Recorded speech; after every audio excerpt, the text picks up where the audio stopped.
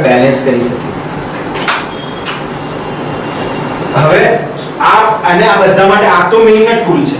આ ટૂલ માટે આપણે ડાયટ પરફેક્ટ કરવો પડે. હવે ડાયટ પરફેક્ટ છે ને એના માટે હું 2-3 વસ્તુઓ ડિઝાઇન કરીને લાવેલો છું. આ બધા નહીં આ એક એક આપી દે. એક્સ્ટ્રા હોય ને અહીંયા લઈ લો. બધાને બે વસ્તુ આવે. એક આ આવે ને એવી આવે. એક પછી મને કાપી આપી. હા બતા. એક છે ને આગળનું મેં 6 પિલર વાળું કહ્યું એ આમ લો.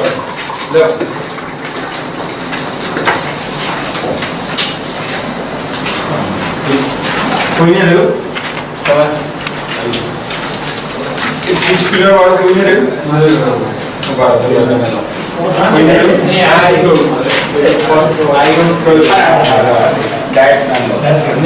કોઈને 6 પિલર વાળું રહ્યું? હા તમારે તમારે 2 કાકડિયા, તમારે પપ્પા 2 કાકડિયા, તમારે ઓકે.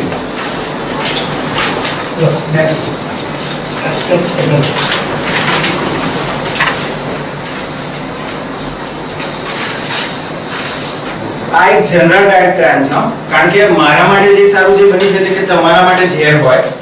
એક જનરલાઇઝમાં સૂર્યોદય પહેલા ઉઠવાનું આપણે સ્ટાર્ટઅપ થઈ જાય અને એ પ્રોસેસમાં જો હું મારી બોડીને એવો કમાન્ડ આપું છું કે 25 ચા હું પીવું ને દિવસની તો મને કંઈ નહીં થાય, અને 25 દિવસ ચા નહીં પીવું તો કંઈ નહીં થાય, એવું કમાન્ડ આપો ને એટલે બોડી એટીટ્યુડમાં એવું બિહેવિયર કરી કાઢે કે ચા વધે ને તો કશું ના થાય, અને 3 વાગે ના મળે 5 વાગે ના મળે કૌશલ પીવડાવી નહીં કશું નહીં થવાનું.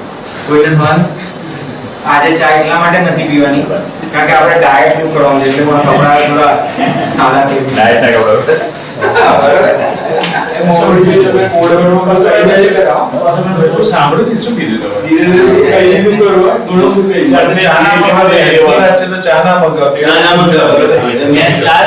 ये टॉपिक आम घड़ी ने ये कोड के કરી દીજો પરફેક્ટ है ડીકોડ અને ચા નહીં મંગાવવાની ડન.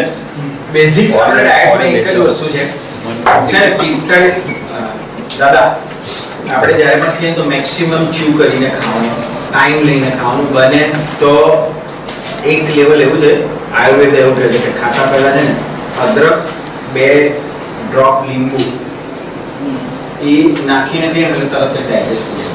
લોખંડ જીલેટની બ્લેડ હોય ને એ હું અત્યારે અંદર ડાયરેક્ટ નાખી દઉં તો પછી જ જવાની. ખાલી ઇશ્યુ શું હોય કે બ્લેડ છે ને અહીંયાથી સીધી જવી જોઈએ, અહીંયા વચ્ચેના બાકીની વેન્સને ડેમેજ ના કરવી જોઈએ, અંદર તો એ ઓગળી જ જાય. આ અંદર 100% પ્રૂવન સાયન્સ કહું છું. જીલેટ તમે 2 લેયર હોય 3 લેયર ઓગળી જાય એટલી પાવર. એટલે તો કહે છે, એટલે તો કહેવત છે કે પથરા પણ બચી જાય. બ્લડ ટ્યુબલાઇટ ખાતા નહીં ખોટા જોયા આપણે વર્ષો પહેલા કે પછી આ એટલું પાવરફુલ ટમી છે.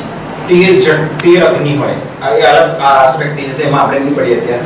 એક જઠરાગ્નિ મેઇન હોય જેનો એસિડ એટલો પાવરફુલ હોય કે આ બધું ડાયજેસ્ટ કરે. ખાલી ઇશ્યુ શું હોય કે ખાઓ ને ત્યારે 99% એની સિક્વન્સ હોય કે ગળ્યું સૌથી પહેલા ખાવાનું. આ આપણામાં નહીં હોય. હું તમને સાયન્ટિફિકલી પ્રૂવન કરું. આપણે કેવું કહીએ યુએસ ના જેવું કહીએ છીએ. યુએસમાં સ્વીટ ડેઝર્ટ છેલ્લે હોય છે.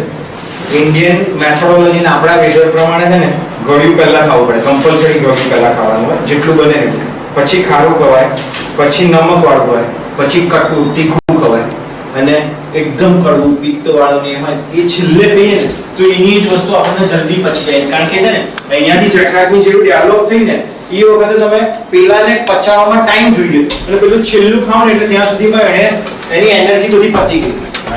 સાયન્ટિફિકલી મેં શું કોઈ ખ્યાલ આવી ગયો કે નહીં તમને? અને આપણે રિવર્સ છે એટલા માટે ડેઝર્ટ છેલ્લે થાય છે ને આ લોકોએ બધું આખું આ શાસ્ત્રોના ઊંધા પડવા માટેની સાયકોલોજી ક્રિએટ થયેલી છે પ્રૂવન સાયન્સ પ્રમાણે. એમને કે આ લોકોને મારવા તો કેવી રીતે મરાય કે મેન્ટલી આવું ના કરે, એની સિસ્ટમો બદલી કાઢો એટલે સિસ્ટમ ઊંધી કરી એટલે આ ડેઝર્ટ છેલ્લે કરી કાઢો, ડેઝર્ટ પહેલા કરી કાઢો. અને પહેલા એવું થતું હતું આપણે જ્યારે જૂના હતા ત્યારે પહેલા લાડુ બધા ખાઈ લેતા હતા. એ લોકો એટલા બધા લાડુ ખાતા હતા ને કેમ મસ્ત રહેતા હતા, અને આપણે ચાલો અડધું ખાઈએ ને પહેલે તો ક્યાંથી જવાય. એટલે એ એકચ્યુઅલ સાયન્સ છે. એ સિક્વન્સમાં ખાવાનું ખવાય, આવું પણ એ રીતે જ ગોઠવાય. હા એ ગોઠવાય એટલે કેમ પેલા મોહનથાળ બરાબર છે.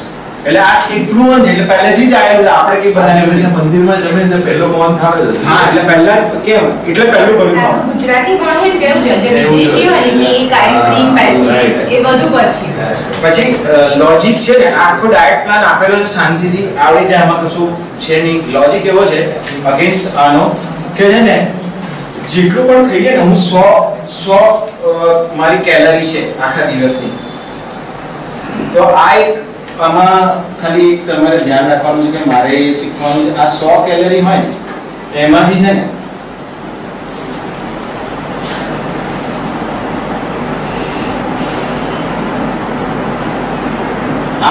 આ પોર્શનમાં થવી જોઈએ. હું સવારે ઉઠ્યો ત્યારથી ખાઉં છું, પછી નાસ્તો કરું એટલે બ્રેકફાસ્ટ લઉં, લંચ લઉં, ડિનર લઉં અને પાણી પીવું, એવું અલગથી. તો આવું આ ફોર્મેટમાં આપણું ખાવાનું હોવું જોઈએ. હું આખા દિવસની 8 રોટલી ખાઉં છું, તો મારે ડિફાઇન એવી રીતે કરી કાઢવાનું આ સેગમેન્ટમાં ખવાય. બ્રેક